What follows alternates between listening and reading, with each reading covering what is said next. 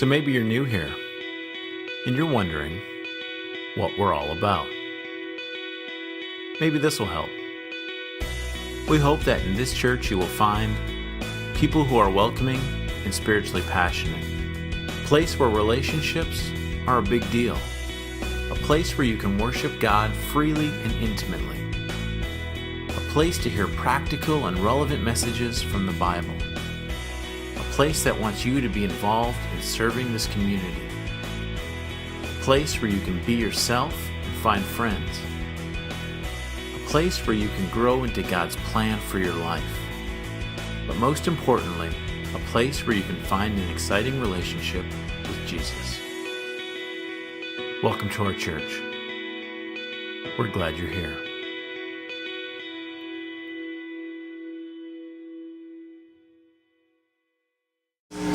All right, well, good morning, LifeBridge. Good morning. All right, so you guys are alive out there. That's good. That's good.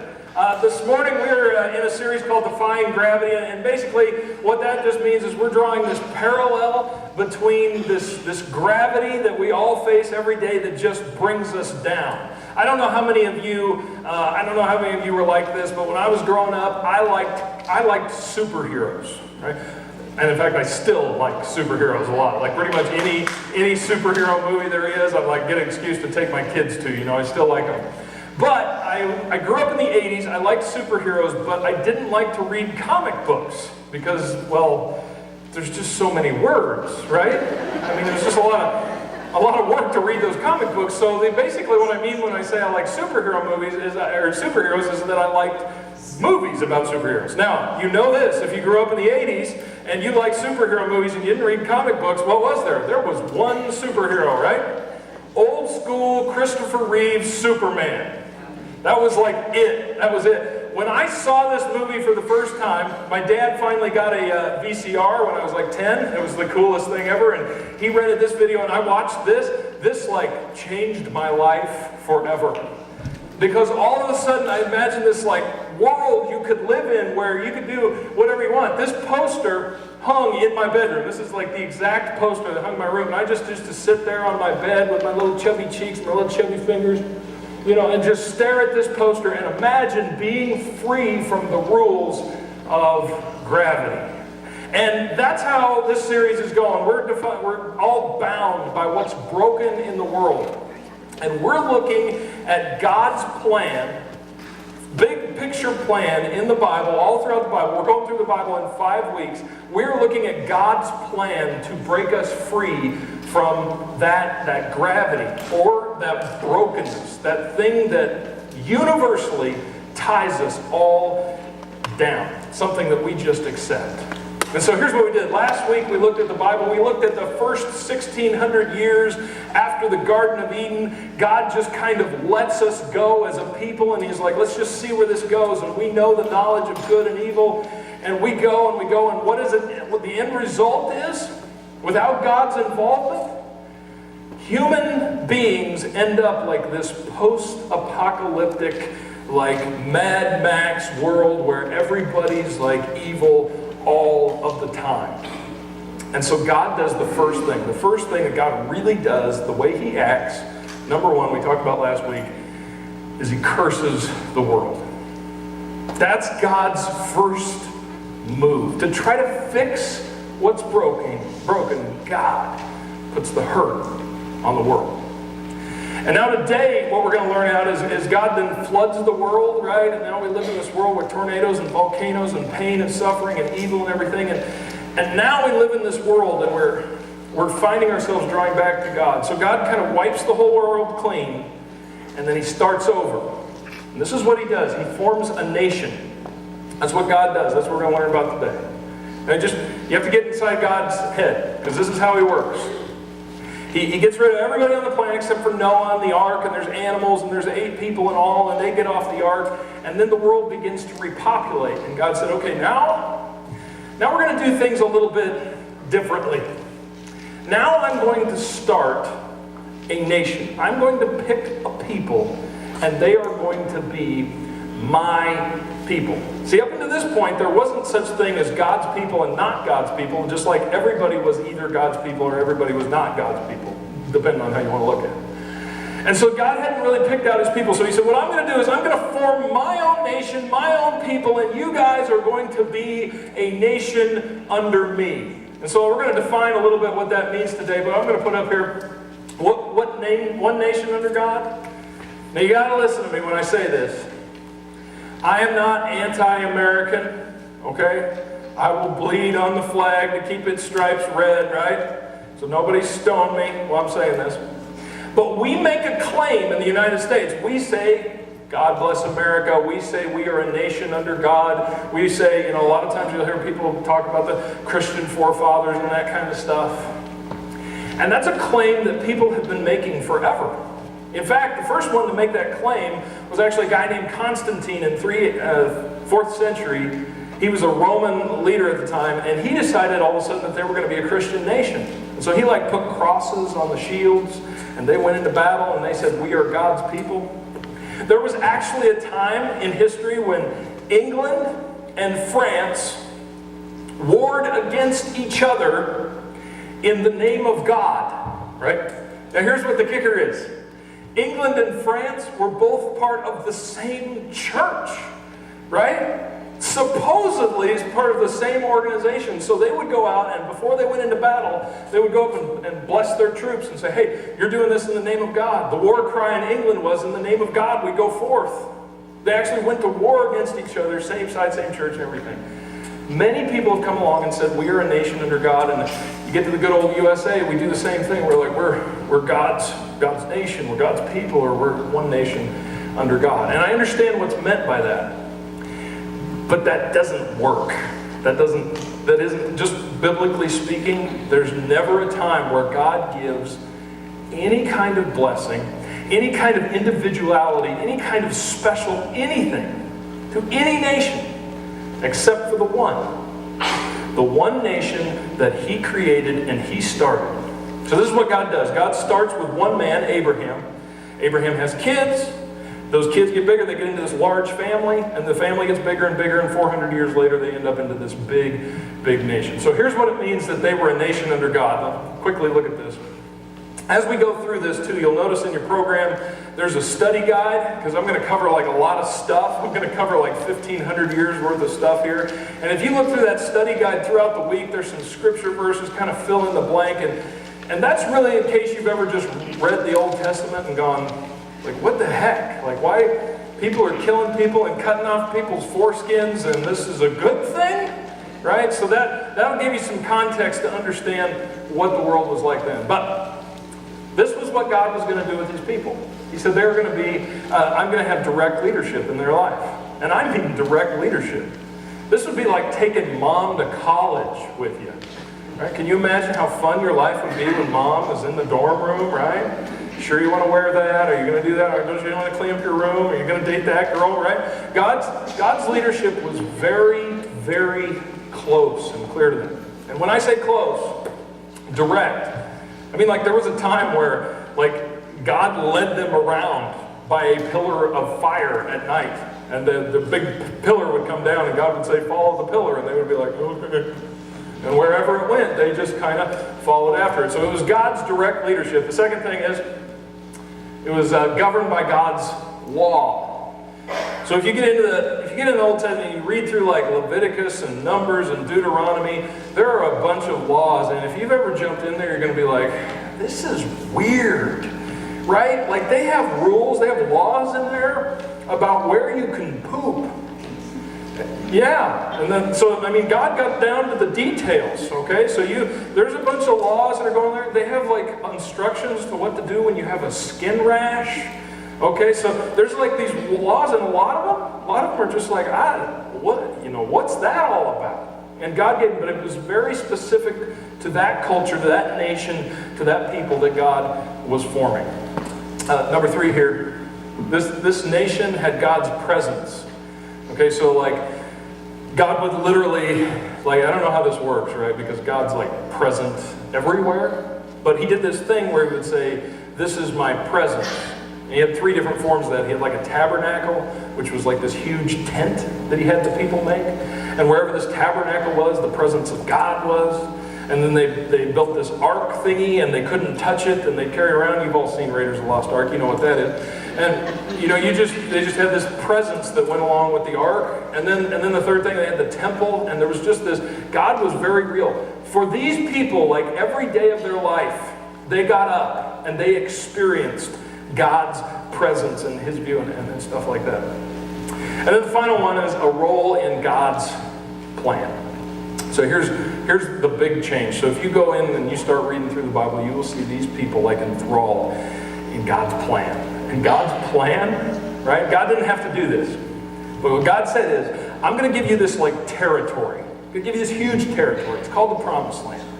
When you get into this territory, I could go out and just snuff everybody out. There's a bunch of evil people in there. I could just go around, I could just snuff them out. But what I want you to do, I want you to go into that territory, and I want you to drive those people out.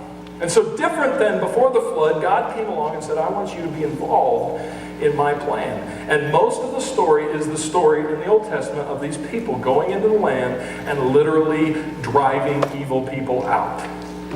Like slaughtering them sometimes. Because they were really evil. Now, how many men in here kind of wish that was the covenant that you lived under? How many in here? Come on.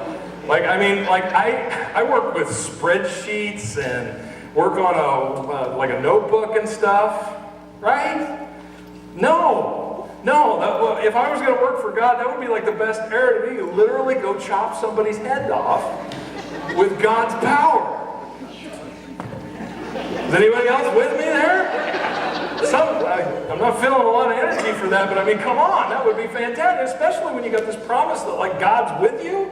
It'd be awesome. Anyway, so that is the nation. That's God involved in their role and their plan, and that's why their world looks so much differently than ours. Now, what I want to zero in on about that nation, because this is God's big strategy. What's really interesting is about how this nation got their name.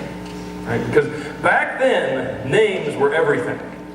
To us, we just kind of find a name that kind of works, and sometimes there's a little meaning behind it. And just out of curiosity, how many people in here have no idea what your name means? I was just wondering that earlier. You don't have any. I have no idea what my name means. Grant. What does that mean? I don't know.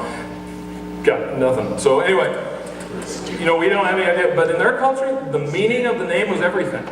And when you meet somebody and their name's like Sunflower, or something like that, you just assume, their parents were hippies, or, whatever. There's a big story that must be behind your name being Sunflower. For them, that's how every name was. Everything had this big meaning behind it. So today we're going to look at how God's nation got its name, and it's this really kind of weird story. It's in Genesis chapter 32. Genesis 32, verse 24. Jacob's getting ready to cross over this river, and it's just kind of a random place in time, but he's getting ready to cross over this river, and he sends his family and his servants and his livestock before, and he's on the other side of the river. And it says, so Jacob was left alone, and a man, some dude, started wrestling with him at daybreak. Imagine if you're out there in the woods and everybody's going by, and just a guy jumps out of the wood like the Pink Panther or something, ha! And all of a sudden he's in this wrestling match with this dude. Now here's what, I'm going to let you in on this part of the story that Jacob doesn't realize. He just thinks that this is some weirdo that's jumped out of the woods to wrestle with him. Because what's funny is that it doesn't say they got into a fist fight. It says that they were wrestling with each other. So just some guy wants to wrestle, so he gets into this wrestling match. Here's the thing Jacob doesn't know. That this man is somehow God. Right? He doesn't know that yet. He just thinks it's random. It's not really an angel. Some people have said that it's actually Jesus showed up a little bit early just to do a little bit of wrestling with Jacob. I don't know if that's true. But God sometimes will take his power and just as kind of an extension of himself, he'll put it in this form or this being or this man. And so anyway, this man is actually God. And so Jacob begins to wrestle with him, but Jacob doesn't know that yet. Verse 25, when the man saw that he could not overpower him, he touched the socket of Jacob's hip, so that his hip was wrenched as he wrestled with the man. Now just think about that. This guy's God, You don't realize that until you get to the end of the story and then you go back up to the top. This guy's God, and he's wrestling with the man, and the man realized that he couldn't win without what? Cheating. Right? That's what goes up and touches the hip. I don't know. You can't say that God cheated. Right? Why isn't God winning? Right? He's wrestling with him. Why isn't God just like absolutely pinning him to the floor? I mean, I watched like Hulk Hogan and stuff, and he could have sent Andre the Giant. I mean, he could have done some major wrestling, and he's finding out that he can't win. We'll get to that in a minute. He wrenched his hip, verse 26. Then the man said, "Let me go, for it is daybreak." But Jacob replied, "I will not let you go until you bless me." The man asked him, "What is your name?" "Jacob," he answered. Now just keep in mind, Jacob means he deceives. Then the man said, "Your name will no longer be Jacob," he deceives, "but Israel." And Israel means to struggle with God. So God comes down, he forms this nation, he creates these people, and now he's going to name his people, and he shows up. God just kind of does some weird stuff sometimes. He shows up and he starts to wrestle with this guy, and he says, I want your name to be Israel. From now on, not only you, but everybody will call you Israel, because you struggle with God. Now, what does that mean? What's interesting is, from this point on, see, Abraham has Isaac, and Isaac has Jacob, and Jacob has a bunch of kids, and 400 years later, they're this huge nation. And all throughout the Bible, you can just pick a story. Every story is about God wrestling with his people, with his nation, with Israel, struggling with them over and over and over again. Here's what the pattern looks like. This is the pattern you just see. I mean, you can just open up the Bible and you can point to any story you want to, and you will find God's people somewhere on this pattern. Here's how it starts off. God's people are good, right? I mean, everything's going good. They're obeying God's laws and they're following after him and not worshiping foreign gods and things like that. And then they get cocky. It happens all the time. They get like God's blessing them and things are going good, and they get to this place where like, I don't know if I really need God.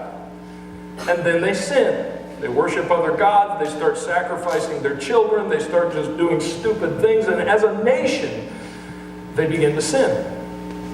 And here's why this is important. Because that sin is heading them back to that pre-flood type of world. That post-apocalyptic Mad Max thing where God's not involved and everybody's hateful and evil all the time. They're starting to head back to that world. And God loves them too much to do that. So what does he do? He humbles them. And when I say humbles them, I mean, usually there's a warning, and then he puts them back in slavery. Or he lets like these enemies that are in this promised land, he lets these enemies come and just completely thwart his people. He takes away his protection. He humbles them. He puts them in a spot where they have no choice but to turn back to God. He puts them in a spot where they have no choice but to learn what he needs them to learn. So he humbles them. And then, when they're good and humble, they begin to cry out to God. They begin to say, God, why have you done this to us? Why are you letting this happen? And they, help us. And so then God raises up a leader. So you got these guys like Elijah and Josiah and Samson, and all these stories in the Bible are God picking up a leader and saying, okay, these people are ready. Lead them. Take them in the right direction. He raises up a leader. He restores them. Everybody's like, we don't want to go through that again. And they get out the Bible and they start reading it. And they're like, we're actually going to do this stuff, you know? And then they go right back through that pattern. And everything's good. And then they get cocky. And then they sin. And then they're humbled. And then God raises up a leader. They're restored. And they're good. And over again. In fact, that happens every generation. Old Testament generation is about 40 years. Every 40 years, they go through this cycle over and over and over again. And some of you, as I'm describing that cycle, you're like, yeah, that kind of sounds like my life, right? I've been there. Been there over and over and over again. That's too scary to be true. We'll talk about that in a minute. And then he says, he changes his name. He says, your name will no longer be Jacob, but Israel, because you will struggle with me. But listen to this. This is where it gets even weirder. Because, this is why I want your name to be that, because you have struggled with God and with humans and have overcome. Now that doesn't make a lot of sense. How do you overcome God? You got down there and you wrestled, and he says, you struggle with God and you won. How do you beat God?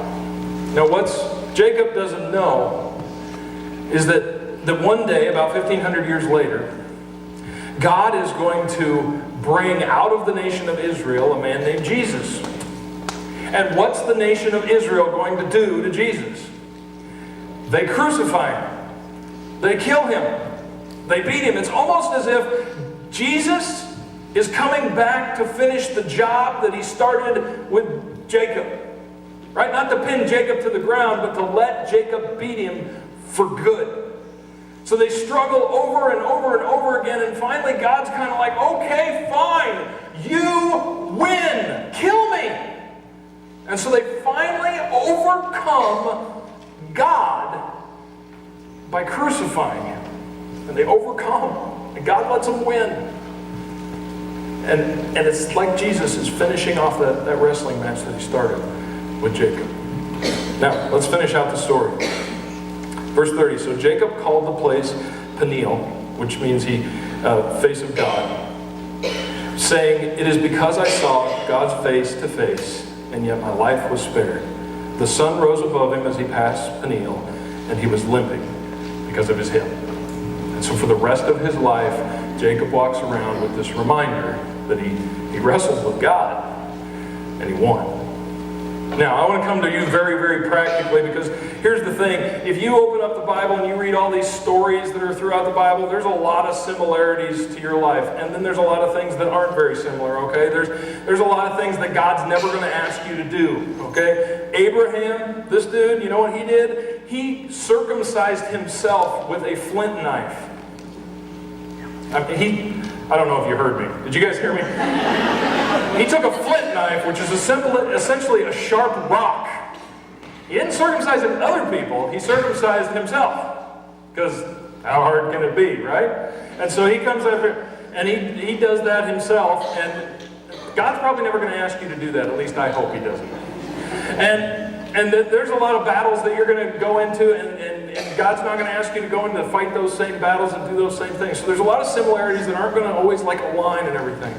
But the heart of God, the nature of God, the thing that God's always going to be doing, that doesn't change. So as you read those stories, the same things that made God angry back then, the things that gave God joy back then, those are the same things. God's the same today, yesterday, forever.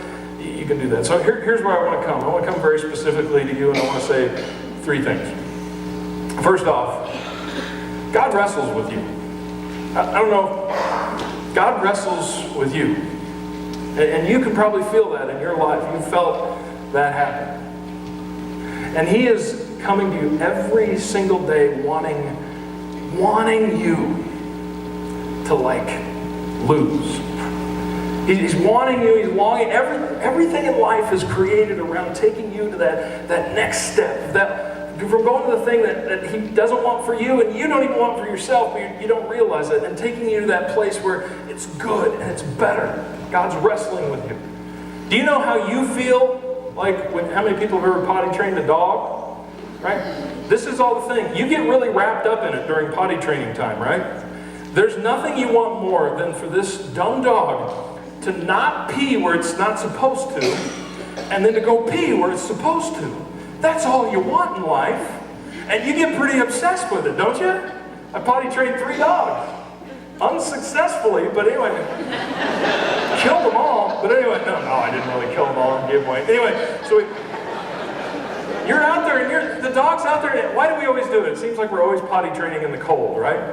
So we're out there in the snow, in the Michigan weather, and we're like, just pee. And there's nothing that you want more in life for this dog to pee, and then it finally does, and you're like, yay! And you go and you give him treats, and like your life is literally better because your dog peed outside. Imagine how God feels. Like he's wrapped the whole world around. He is so invested in you. He's just waiting for you to like do that thing where you like follow him more or surrender or lay that stuff down or become more obedient. And God's just wrapped. Imagine how excited God gets when you pee where you're supposed to pee. Right? Or maybe even more, so he gets really excited when you don't pee where you're not supposed to, and God gets very invested in that. And that's what he's doing. He is day in and day out. He is wrestling and yearning and longing for you to take that next step. Second thing here. Sometimes he lets you win. God's not going to win all the time. In fact, he's going to let you win. Why does he do that? Why did he become weaker than Jacob? Every once in a while, grandpas will come to wrestle with the kids. And they come in and they're grandpas and they live far away, so they figure they got to wrestle the whole time they're there with the kids. But they're also older, and I think they feel like they have something to prove. So like when they wrestle, like my 100-pound son, they like really feel good when they can beat him. So they come in and they're like, and just one after another, like they'll come and wrestle him and they'll just constantly pin him to the ground. And finally, grandpa's left, or one of the grandpas left, and my son turned to me and he's like, I hate wrestling with Grandpa. He just sticks me on the ground all the time. And so then I started wrestling with my kids, and of course, I let them win, right? When they punch me, I go, oh, like it hurts. Like they grab a hold of me, and I act like it's taking me ground, and some of them even believe it. Why do I do that? Because I don't want them to go too far away. Because I want them to keep coming back to me. And if God has to lose, if God has to let you win sometimes, if God's just got to let you go in your wild way or whatever, he's going to let you do it. And not everything you do is going to result in a bolt of lightning, because he wants you to keep coming back to him.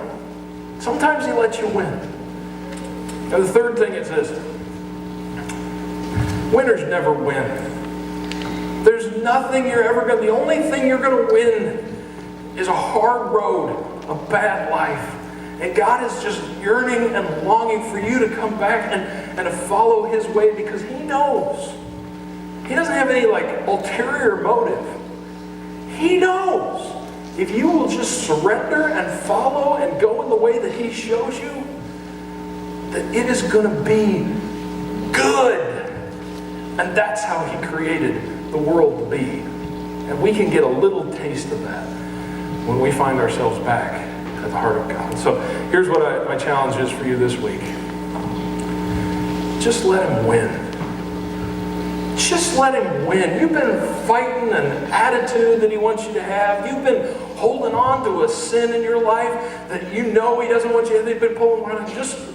You've been struggling to trust him, to just really put your trust in him. Just let him win. I can promise you, it's going to be good. Let's pray. God, I pray that as we get ready to take communion and we are reminded that you really did let us win.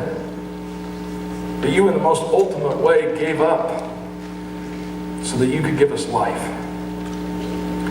I pray that we would look at our heart, God, that we wouldn't be fighting against you, we wouldn't be kicking against you, God, but we would in every way completely surrender to everything that you desire for us. And I pray that in Christ's name.